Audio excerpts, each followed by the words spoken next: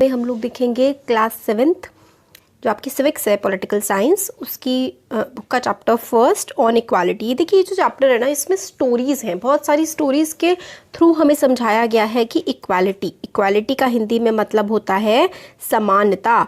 कि जो समानता है ये किस तरीके से हमारे संविधान में हमें राइट टू इक्वालिटी मिला हुआ है। संविधान तो पॉलिटिकल इक्वालिटी है, राइट टू वोट है सबके पास बिल्कुल बराबर तरीके से, मगर क्या हमारे समाज में इक्वालिटी समानता है? तो स्टोरीज़ के फॉर्म में इसमें हमें बुक में समझाया गया है पूरी। तो स्टोरीज जैसे हम लोग हमेशा देखते हैं कि लाइन टू लाइन, तो यहाँ पे हमें लाइन टू लाइन पढ़ने की ज़रूरत नहीं है, क्योंकि मैं लाइन टू लाइन पढ़ूंगी स्टोरी का मतलब तो वही निकलना है, तो मैं आपको स्टोरी बताती रहूँगी, ठीक है। तो इलेक्शन हो रहा है, इलेक्शन के दिन सारे के सारे लोग खड़े हुए हैं लाइन में। एक टीचर हैं, एक ट्रेडर व्यापारी हैं, एक स्टूडेंट हैं और एक डोमेस्टिक वर्कर हैं। डोमेस्टिक वर्कर मतलब जो काम वाली होती हैं वो हैं, ठीक है। और ये दिन क्या है? इलेक्शन का दिन है। तो कांता जो है, जो कि एक डोमेस्टिक वर्कर है, डोमेस्टिक हेल्प है, वो अपनी फ्रेंड सुजाता से कह रही है, मतलब वो लोग लाइन में खड़े हुए हैं वोट देने के लिए। तो कांता कह रही है कि मतलब कितनी अच्छी बात है कि हम लोग सारे के सारे इक्वल, बिल्कुल एक समान खड़े हुए हैं, और जैन साहब जिसके यहाँ मैं काम करती हूँ वो भी इसी लाइन में खड़े हुए हैं। फिर कांता की टर्न आ जाती है, ठीक है। तो कांता जब वोट दे रही होती है तो वो कहती है कि मैं उसके लिए वोट दूंगी जिसने वादा किया है कि हमारी जो एरिया है, हमारा इलाका है, जहाँ पे हमारा घर है, वहाँ पर पाइप्ड वाटर, पानी आएगा पाइप के थ्रू, उसको मैं वोट दूंगी।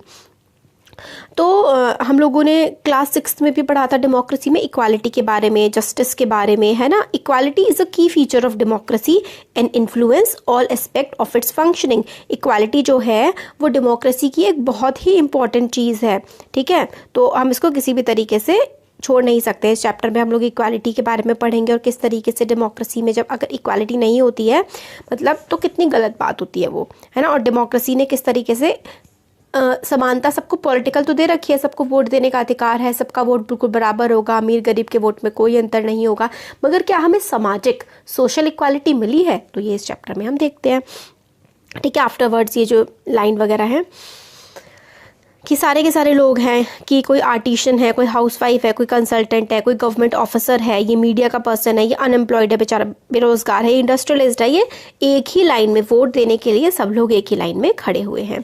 फिर वही कांता है कि कह रही है कि साहब काम पे मिलते हैं। अब जो कांता की बेटी है गुड़िया, वो काफ़ी बीमार है, तो उसको हॉस्पिटल लेके जाना है, इसलिए कांता को काम करने के लिए जाना पड़ेगा अपने साहब के घर, क्योंकि उसको एडवांस चाहिए। तो वो जाती है, तो वो काम वाम कर रही होती है, हाँ। तो मतलब घर पहुंचती है, घर पहुंच के बेटी से कहती है कि ये थोड़ा सा मतलब ले लो तुम, गर्म पानी है ये, इससे तुम्हें अच्छा लगेगा, और शाम को हम लोग हॉस्पिटल चलेंगे। और फिर वो बाहर निकलती है तो देखती है उसके मोहल्ले में हर तरफ कितनी ज़्यादा गंदगी है, और सोचती है कि इतनी गंदगी है इसीलिए तो, मतलब बस्ती में इतनी गंदगी है तो गुड़िया इसीलिए बार बार बीमार पड़ती है। फिर वो काम कर रही होती है तो उसकी मालकिन कहती है कि थोड़ा अच्छे से काम करो, कॉर्नर किनारों पे देख लेना। फिर एडवांस मांगती है जब वो, तो जो ये मैडम होती है कहती है कि एडवांस मैं दे रही हूँ बट इसे हर बार अपनी आदत मत बना लेना, ठीक है। फिर वो लाइन में एडवांस मिल जाता है, फिर हॉस्पिटल की लाइन में खड़ी होती है। तो वो ये सोच रही होती है कि मतलब जैन साहब वोट देने की लाइन में तो भले ही हमारे साथ खड़े थे, मगर जब उनके बच्चे बीमार होते होंगे तब उन्हें कभी भी लाइन में नहीं खड़ा होना पड़ता होगा, क्योंकि गवर्नमेंट हॉस्पिटल्स में काफ़ी ज़्यादा भीड़ लगती है, तब उन्हें लाइन में नहीं खड़ा होना पड़ता होगा। ये हमें स्टोरी से पता लगता है कि हमें वोट देने के लिए तो हम सब बराबर हैं, बट हमारे समाज में पैसे को लेकर के बहुत ही असमानताएँ हैं। तो right to vote, equal right to vote, सबके पास बराबर वोट देने का अधिकार है। हमने कांता की स्टोरी पढ़ी जो कि वोट देने गई थी, और काफ़ी सारे लोग जो थे वो लाइन में खड़े हुए थे। कांता ने अपने एम्प्लॉयर को, अपने मालिक को रिकॉग्नाइज किया, ठीक है। अशोक जैन, छोटे लाल, ये सारे के सारे उसके नेबर थे जो कि उस लाइन में खड़े हुए थे। डेमोक्रेटिक कंट्री, लोकतंत्र इंडिया जैसा, उसमें सारे के सारे एडल्ट, सारे बड़े लोग, चाहे उनका कोई भी धर्म हो, चाहे वो पढ़े लिखे हो ना हो, चाहे वो रिच हो चाहे वो पुअर हो, हर किसी को वोट देने का अधिकार होता है। और जब हर किसी को वोट देने का अधिकार होता है कि स्पेसिफिक एज के बाद, हमारे देश में 18 साल के बाद कोई लड़का लड़की कोई भी हो, कोई अमीर है, गरीब है, अनएम्प्लॉयड है, काम करता है, गरीब है, कुछ भी है, कोई भी धर्म है, सबको वोट देने का अधिकार है। इसलिए यूनिवर्सल का मतलब होता है सबको, एडल्ट जो एक बड़ा है, फ्रेंचाइज, वोट देने का अधिकार। यूनिवर्सल एडल्ट फ्रेंचाइज, जो भी एक अडल्ट है, एक बड़ा इंसान है, एज में बड़ा, 18 से ऊपर है, उसको वोट देने का अधिकार है। ये एक बहुत ज़रूरी एस्पेक्ट होता है हर बहुत ज़रूरी एस्पेक्ट होता है किसी भी डेमोक्रेसी का। आइडिया जो है यूनिवर्सल एडल्ट फ्रेंचाइज की हर किसी को वोट देने का अधिकार दिया जाएगा, चाहे उसके पास कितना पैसा हो, सबको वोट देने का एक ही हक होगा, एक ही वोट होगा और उस वोट की एक ही वैल्यू होगी। कांता काफ़ी एक्साइटेड थी वोट देने के लिए और काफ़ी हैप्पी थी, काफ़ी खुश थी कि उसको इक्वल की तरह ट्रीट किया जा रहा है और उसका एक वोट उसका भी उतना ही है जितना कि उसके एम्प्लॉयर का। बट सुबह वो काफ़ी खुश थी, बट शाम होते होते उसको पता लग गया कि इनइक्वालिटी क्या होती है, मतलब असमानता क्या होती है। इक्वालिटी जो है वो सिर्फ उसको पॉलिटिकल मिली हुई है, बट सोशल लाइफ में, मालिया तौर पर, पैसे के हालात में वो बहुत ही कम है। तो किस बात से कांता अनश्योर हो रही है, क्योंकि वो डे टू डे लाइफ वो एक स्लम में रहती है। स्लम के पीछे जो ड्रेन है, गंदा पानी रहता है, उसकी बेटी बीमार पड़ जाती है, फिर भी वो छुट्टी नहीं ले पाती क्योंकि उसको पैसे मतलब लेने होते हैं एम्प्लॉयर से, तभी वो डॉक्टर के पास उसको ले जाती है। उसे लंबी लाइन में खड़ा होना पड़ता है ना। और ये लाइन ऐसी नहीं थी जिसमें सारे लोग थे, सारे अमीर गरीब सब थे, और ये जो हॉस्पिटल की लाइन थी इसमें तो सिर्फ और सिर्फ गरीब लोग ही थे क्योंकि वो एक गवर्नमेंट हॉस्पिटल था। फिर अदर काइंड्स ऑफ इक्वालिटी, और भी काफ़ी सारे काइंड की इक्वालिटी होती है। कांता के एक टाइप की इक्वालिटी थी। Kanta is one of the many people who live in democratic India. Kanta बहुत सारे लोगों में से एक है जो कि हमारे लोकतांत्रिक भारत में रहते हैं। उसकी कंडीशंस जो है काफ़ी ज़्यादा ख़राब है रहने की, बट फिर भी उसके पास राइट टू वोट है। अपार्ट फ्रॉम बीइंग पुअर होने के अलावा काफ़ी सारे और भी एक्सपीरियंस होते हैं इन इक्वालिटी के। एक तो गरीबी का, असमानता का हम लोगों को एक्सपीरियंस मिल गया इसमें। और अगर कोई लोग अमीर भी होते हैं, या फिर देखिए जाति से बहुत ज़्यादा असमानता फैलती है। SC ST को बहुत ही नीचा, SC ST OBC नीचा समझा जाता है ना। तो डिफरेंट काइंड्स की इनइक्वालिटी होती है। देखो, कास्ट के आधार पर इनइक्वालिटी हो गई, फिर उसके बाद रिलीजन के आधार पर इनइक्वालिटी होती है। तो अलग अलग टाइप की इनइक्वालिटीज़ के बारे में हम देखेंगे। ये देखिए मैट्रिमोनियल्स हैं जो शादी के लिए ऐड होते हैं कि भाई कि क्या चाहिए, पढ़े लिखे लोग, प्लीज़ ब्यूटीफुल लंबी लड़की चाहिए, है ना, और तमिल ब्राह्मण ही चाहिए उसको, और कास्ट नो बार है मगर SC ST एक्सक्यूज़ है, SC ST नहीं होना चाहिए। तो हमें क्या पता लगता है कि इन इक्वालिटी है, नीचा समझा जाता है किसी को। More common forms of inequality in India is caste system. Caste system जो है ये बहुत ही बड़ा फॉर्म ऑफ इनइक्वालिटी है हमारे देश में। रूरल इंडिया में, गांव में तो भाई सबको अपनी कास्ट ज़रूर पता होती है, बट शहरों में ये थोड़ा कम हो चुका है। हो सकता है कुछ लोगों को अपनी कास्ट के बारे में पता हो बट उन्हें कोई फ़र्क ना पड़ता हो। कुछ लोगों ने कास्ट को मानना मना कर दिया है, मतलब बंद कर दिया है, और कुछ लोग अभी भी बहुत कट्टरों की तरह मानते हैं। जैसे कि न्यूज़पेपर में देखिए सारे पढ़े लिखे लोग हैं मगर सब अपनी कास्ट को सबसे ऊपर रख रहे हैं। फिर हम लोगों को एक दलित चाइल्ड की स्टोरी के बारे में हम लोगों ने पढ़ा था, डॉक्टर भीमराव अम्बेडकर की, कि इस तरीके से उनको स्कूल में पानी तक नहीं पीने दिया जाता था, किस तरीके से उनके साथ खराब व्यवहार होता था। तो दलित ये जो टर्म है इसका मतलब होता है लोअर कास्ट। लोअर कास्ट को एड्रेस करने के लिए इस्तेमाल होता है, बट दलित का जो मीनिंग है वो होता है ब्रोकन या फिर टूटा हुआ, है ना। दलित का मीनिंग होता है टूटा हुआ। ये वर्ड जो है लोअर कास्ट को दिखाने के लिए बोलते हैं, और इससे हमें पता लगता है कि कितना ज़्यादा उनके साथ भेदभाव हो रहा है।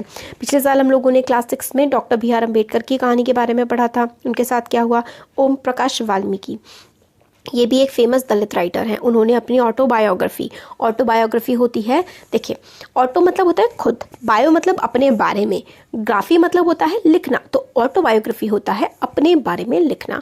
तो उन्होंने अपनी जीवन की कहानी लिखी है झूठन में। वो कहते हैं उनको क्लासरूम में सबसे पीछे बैठाया जाता था, और वो भी ज़मीन पर, और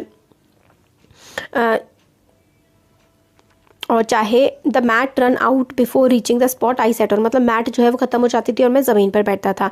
कई बार तो मेरे को सबसे पीछे डोर के पीछे बैठा दिया जाता था। मुझे वहाँ से कई बार बच्चे मुझे पीटते थे बिना किसी रीज़न के। एक बार जब मैं क्लास 4 में था तो मेरे हेडमास्टर ने मेरे से कहा कि पूरा प्लेग्राउंड साफ़ करो, और मैं पूरा प्लेग्राउंड साफ़ कर रहा था। मैं बहुत छोटा था और प्लेग्राउंड बहुत ही ज़्यादा बड़ा था। मैं उसको साफ़ कर रहा था, मैं पूरा मिट्टी से भर गया था, मेरे मुँह में भी मिट्टी चली गई थी, और बाकी सारे जो बच्चे थे वो क्लास में पढ़ रहे थे और मैं सफाई कर रहा था। हेडमास्टर से अपने कमरे में बैठे हुए मुझे देख रहे थे, और इवन मुझे पानी तक पीने के लिए मना कर दिया गया था। मैं इतनी मेहनत कर रहा था, सुबह से सफाई कर रहा था, बट मुझे पानी तक नहीं पीने दिया था। मैंने पूरा स्कूल साफ़ करा, डोर साफ़ किए, विंडो साफ़ करी, और सारे टीचर्स मुझे देख रहे थे, सारे बच्चे इस बात को देख रहे थे। ओम प्रकाश को ये काम कई दिनों तक वो कर रहे थे। कपल ऑफ डेज उसने ये काम किया। फिर एक दिन उनके फादर वहाँ पर स्कूल आ गए। उन्होंने देखा कि ओम प्रकाश तो क्या कर रहा है, स्वीपिंग कर रहा है, सफाई कर रहा है, और उनके पेरेंट्स जो है टीचर के पास गए और सीधा बोले ओम प्रकाश को ले जा करके कि अभी तो मैं यहाँ से इसको लेके जा रहा हूँ, पर याद रखना मास्टर जी ये यहीं पर पढ़ेगा और इसके साथ साथ और दूसरे बच्चे भी आएंगे। ठीक है, ये कि मतलब इसमें बताया गया है कि जो दलित्स हैं उनके साथ कितना ज़्यादा बुरा व्यवहार किया जाता है। आपको एक इंटरेस्टिंग सी बात बताऊँ, आप चलिए मैं बताती नहीं हूँ, आपको हिंट देती हूँ। ओम प्रकाश वाल्मीकि, देखिए सरनेम क्या है, वाल्मीकि। इनको क्या समझा जा रहा है, नीचा समझा जा रहा है ना, है ना।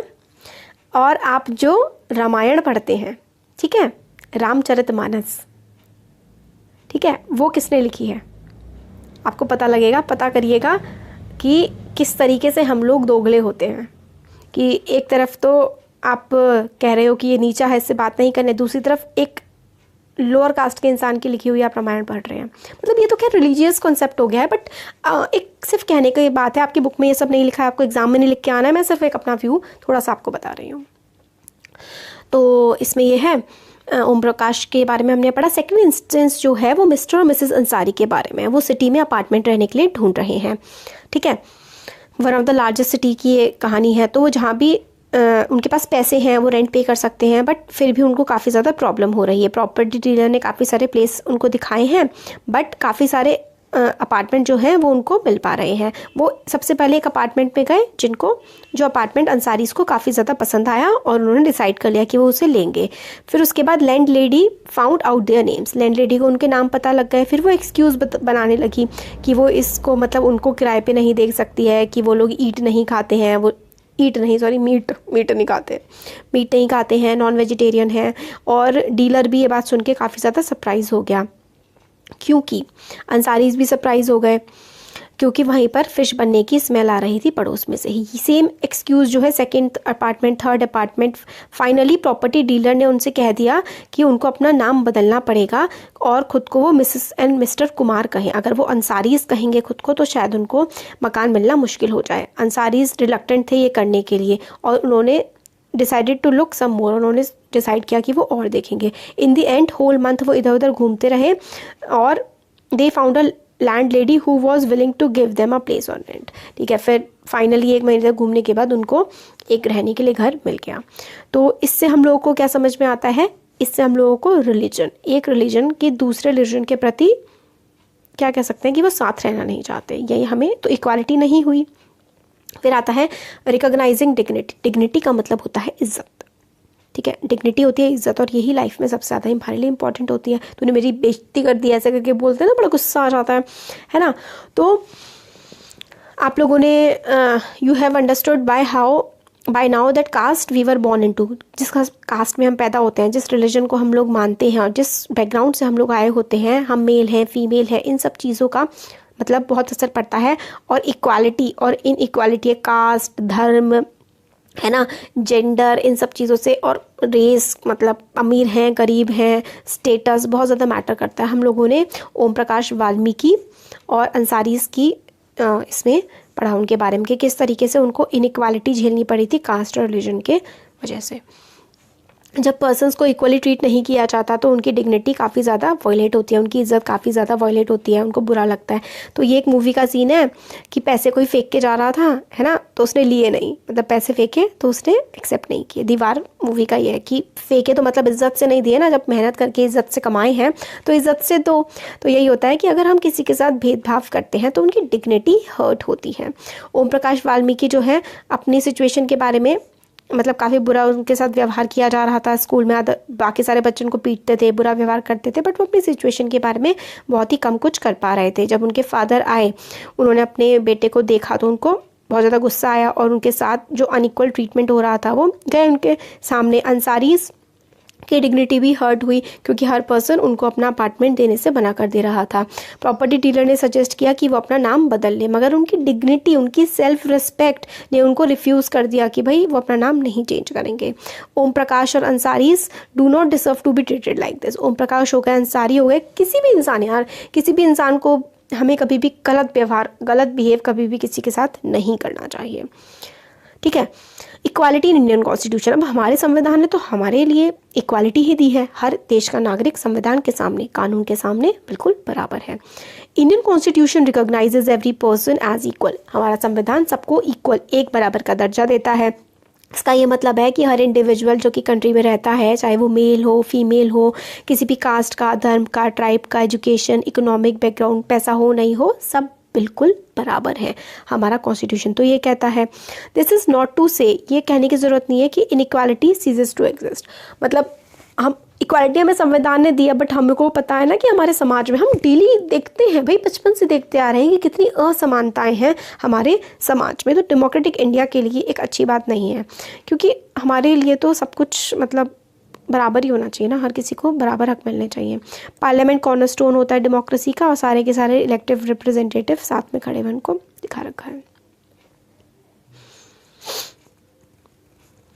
पहले ज़माने में कोई लॉ नहीं होता था, तभी इनके साथ इतना बुरा बर्ताव होता था, बट अब जो है अब तो लॉ है। अगर आप कोई आपके साथ बुरा बर्ताव करे, आपके कास्ट के, धर्म के या किसी भी आधार पर, तो आप उसके खिलाफ क्या कर सकते हैं, केस कर सकते हैं। तो हमारे संविधान ने हम लोगों को राइट अगेंस्ट डिस्क्रिमिनेशन दिया है, मतलब कोई हमारे साथ भेदभाव नहीं कर सकता। पूरा संविधान में हर इंसान बराबर है, ठीक है। डिग्निटी मेंटेन करनी चाहिए एज इक्वल्स। ये रिकॉग्निशन जो इक्वालिटी का दिया हुआ है, ठीक है, उसके कुछ प्रोविजन है। First, that every person is equal before law. इससे हम लोग को क्या पता लगता है कि हर एक इंसान कानून के सामने तो बिल्कुल बराबर है। Every person is equal before law, every person is equal before law. What this means, इसका ये मतलब है कि हर पर्सन, चाहे वो प्रेसिडेंट हो कंट्री का या कांता जैसी डोमेस्टिक वर्कर हो, हर किसी को सेम लॉज ओबे करने पड़ेंगे। मतलब जो कानून बनाए गए हैं वो कानून सबको ही पालन करने पड़ेंगे, चाहे वो कितना गरीब इंसान हो, चाहे देश का प्रधानमंत्री या राष्ट्रपति ही क्यों ना हो। Second, no person can be discriminated against on the basis of their religion, race, caste, place of birth और वट एवर दे आर, और वेदर दे आर मेल और फीमेल। तो first person, equality before law, very very important. Every person is equal before law, ये पहला point है कि किस तरीके से संविधान हमें इक्वालिटी देता है। दूसरा पॉइंट है, किसी पर्सन के साथ आप भेदभाव नहीं कर सकते। No person can be discriminated against on the basis of their religion, race, caste, place of birth और वेदर दे आर मेल और फीमेल, ठीक है। थर्ड क्या है, आप सेकंड था किसी के साथ भेदभाव नहीं कर सकते इनमें से किसी भी कारण की वजह से। Third, person has access to all public places including playgrounds, hotel, shops and markets. तो जितने भी पब्लिक प्लेस हैं, मतलब जितनी भी सरकारी जगह हैं, प्लेग्राउंड हो गए, होटल हो गए, शॉप, दुकानें हो गई, मार्केट हो गई, कोई भी इसमें जा सकता है, चाहे वो किसी भी जाति, किसी भी धर्म का हो, कोई भी हो, वो उसमें जा सकता है, कोई उसे रोक नहीं सकता। All person can use publicly available wells. Publicly available मतलब जो सरकारी, जो देश के हैं, जैसे नदी, कुएं वगैरह, रोड्स हो गई, बाथिंग घाट्स हो गए, ये सब कोई भी इस्तेमाल कर सकता है। चौथा, untouchability has been abolished. Untouchability, छुआछूत, ये जो थी ना कि भाई छुआछूत की वो करते थे कि भाई ये नीचा है इसको मत छुओ, ये चीज़ ख़त्म कर दी गई और ये क्राइम बन चुका है। ऐसा करेंगे तो जेल में पहुँचेंगे। Two ways in which government has tried to implement the equality that is guaranteed in the constitution is first through laws and second through government program। पहले तो laws, ये सारे law बना दिया, right to equality, right against discrimination। फिर government ऐसे programme भी चला रही है जिससे इंश्योर किया जाए कि ये चल रहा है, ठीक है। प्रोग्राम, स्कीम चला रही है। काफ़ी सारे लॉज हैं इंडिया में जो प्रोटेक्ट करते हैं हर पर्सन के राइट को, कि वो बिल्कुल इक्वली ट्रीट हो, कोई उसके साथ भेदभाव ना हो। इस तरीके के काफ़ी सारे लॉज बनाए गए हैं। In addition to this, government जो है ने काफ़ी सारी स्कीम्स चला रखी हैं ताकि लोगों की जो लाइफ्स है उसको इम्प्रूव करने के लिए, क्योंकि इन लोगों के साथ बहुत ज़्यादा बुरा हुआ है कई सदियों तक। तो जो लोगों ने, the schemes are to ensure greater opportunity for people who have not had this in the past. मतलब लोगों के पास पहले अपॉर्चुनिटी नहीं थी कि वो उनके साथ जो गलत हो रहा है उसके खिलाफ आवाज़ उठा सके, अब उनके पास है। काफ़ी सारे स्टेप्स लिए गए हैं गवर्नमेंट के द्वारा, उसमें से एक स्टेप है मिड डे मील।